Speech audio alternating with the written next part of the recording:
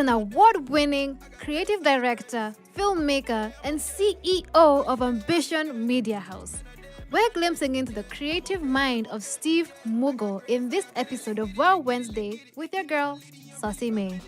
How was it working with Nyashinsky and Chris Kaiga for Hakutu? I refer to Nyashinsky as a legend. We've tumekuwa tukimsikia from a long time as so it was a big experience, a very huge load on my back. We shot it for 2 days, and so there's a lot that we are working with by how to manage, because Nyashinsky is a big artist. Chris Kaiga is also coming up very well, so you have to balance both of them when you're working. For me, at the end of the day, I just want the artists as they go home or feel like the shoot was fair to both of them. All of them only have the time. And so it was quite an experience and a challenge at the same time, having two teams, two different brands on set, working with them. But yeah, that was good. I also saw you work with artists like Short Baba. Hey, you guys are tight. It's like you have a whole romance going on. It's so cute. Moji is a brother to me. I remember I give him props for trusting me and believing me with the first project that we did. It meant a lot to me, and so I did my best in working on the first video with him, which by God's grace did well, won some awards.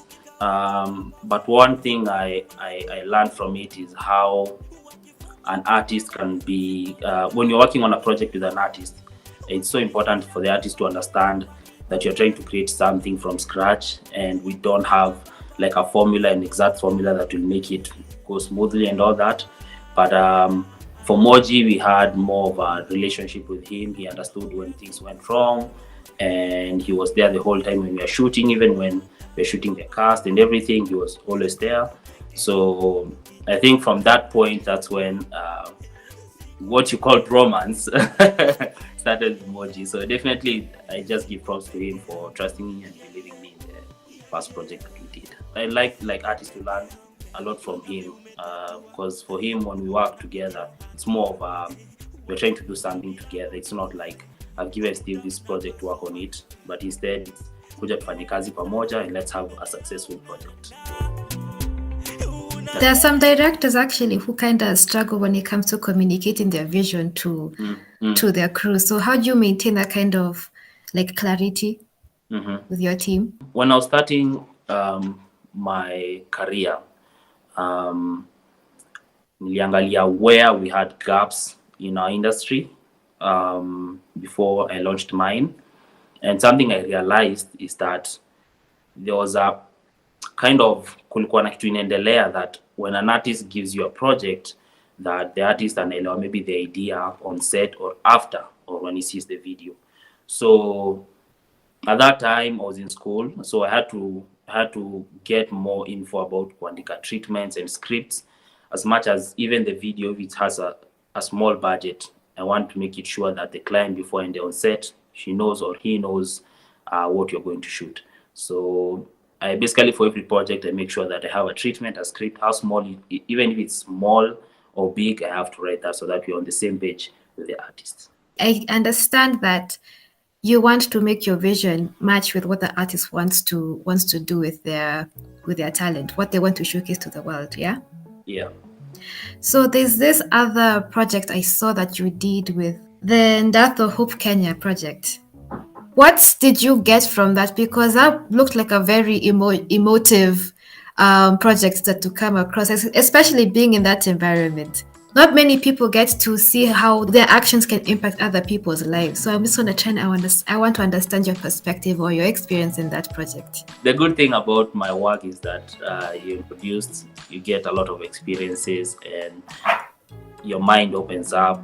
Unaonanga zile what people go through in their day-to-day lives. So for this project, like we had a project that we get people who fund school education for kids who cannot afford it, build schools in places that look very hard, or it's difficult to maybe build a school or have like teachers who can go there and maybe I teach the kids. Can't forget, it's like some 3 or 4 years ago, but I can't forget every frame of that whole video. It's quite an emotional feeling ukiwa hapo.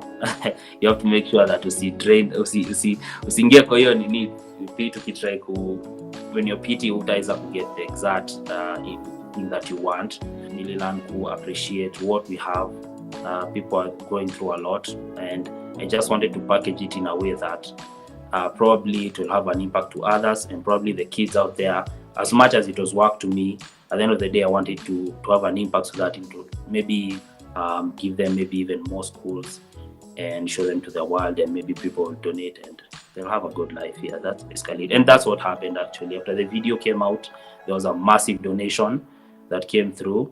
So I will say that was a successful shoot for me personally. It really was. It was very well. It was a very beautiful short documentary.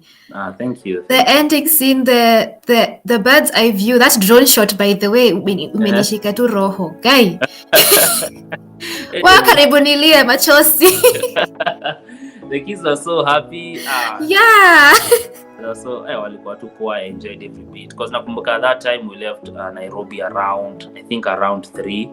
So tulikuwa on set by 6. After I just arrived in Nairobi, I didn't get to sleep. By the next morning, by around 8 a.m, they had the video fully edited. What you saw was edited in a night. A night? Yes. So I edited. I was so excited about it, so I had to edit it real quick. They had it, but the next day they had no corrections. It was such a beautiful shoot. That was Steve Mugo on this week's edition of Wow Wednesday.